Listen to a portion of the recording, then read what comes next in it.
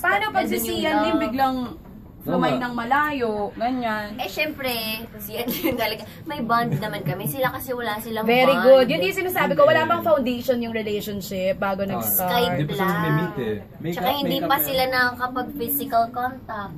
Hindi ba sila physical contact? Ito totoo yung hug, ganyan, correct. Nose to nose. Cheeks to cheeks. Wala pa silang ganun. So, mahirap talaga yun, kuya. Ano advice mo for kuya? Wag na. Magtrabaho lang siya sa PAL. Baka makahanap siya ng stewardess. Nakagaya ng ate mo. Na ate ko, na taga-PAL. Wag na yan, kuya. Wag na yung malayo, no? There's more fishes in the sea. Anong message mo sa mga Dito na kaya ako mag-work every MWF? Pwede, oo, pwede. Oy, You have a message sa mga paasang tao nakikinig ngayon? Kagaya ng babaeng nagpaasa kay kuya. Paasa. Grabe naman. Not naman paasang tao, but general speaking. Gusto ko yung English siya. Gusto ko yun. Ganun sa past tense. Okay. Sa mga paasa, wag na nilang paasahin kasi makakarma sila. Babalik sa kanila yung hurt na binigay nila sa isang tao na yun. Kamusta ba ang lagay ng puso ni Kim Chiu? Masaya.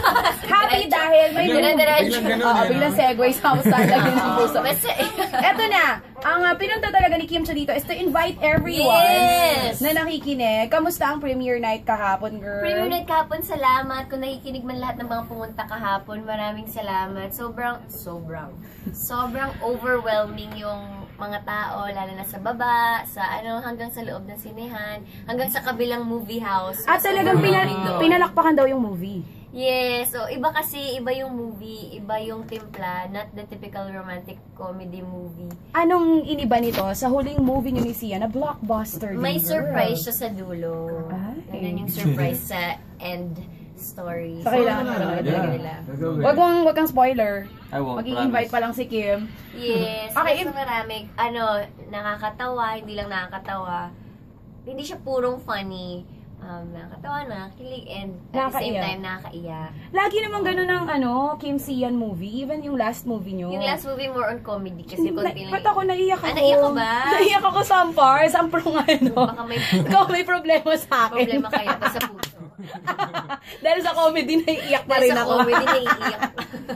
Anyway, Kimmy, invite everyone to watch the movie. Yes, maraming salamat sa lahat ng mga nanood na today. And sa mga hindi pa nakakanood, bukas or sa weekend, panoorin po nila. Sobrang fun ng movie, iba yung timpla, and yun, basta sobrang mag-enjoy sila. Promise ko sa kanila yun. Yeah! Thank you so much. Thank you. At meron pa siyang Aquino and... Finish. Tapos na, galing na siya doon. Aquino yung nabunod tonight. So, segue ka pa sa DZMM? Hindi na, dito na lang. Good night, fellows. Gusto ko naman yung good night, fellows. Okay, may hashtag kami tonight. Ano ba ang All I Want for Christmas is blank ni Kim Chiu? All I Want for Christmas? Ako is maging kamukha ni Kim Chiu. Grabe naman yun. Gaganda ka naman. Alam ko na. Parang napilitan siya dun sa maganda ka naman. All I Want for Christmas. Maganda ka. Oy, teka, na-video mo ba yan? With your cheek tint, lipstick, and kilay. I love you, girl. Ang ano ko sa'yo, lumiit yung balakang mo katulad ng... Balita ko, ano ka daw, Beyonce. J-Lo. Imposible. Ayun nga. Ayoko! Wait naman siya. Ayoko. Anong All I Want for Christmas mo? All I Want for Christmas is blank. Sana yung mga tao manood ng pastel. Yun! Magandang regalo niyo po yan para sa akin. Ang mga manonood po ay magiging kamukha ni Kim Chiu. Promise paglabas nyo. Gano'n na magiging eksena ninyo. Thank you so much, Kim. Thank you. Maraming salamat sa inyo dito, sa lahat ng listeners. Si Brian hindi ko makagalaw. Kayo talaga. Brian! Sige mo na mumula.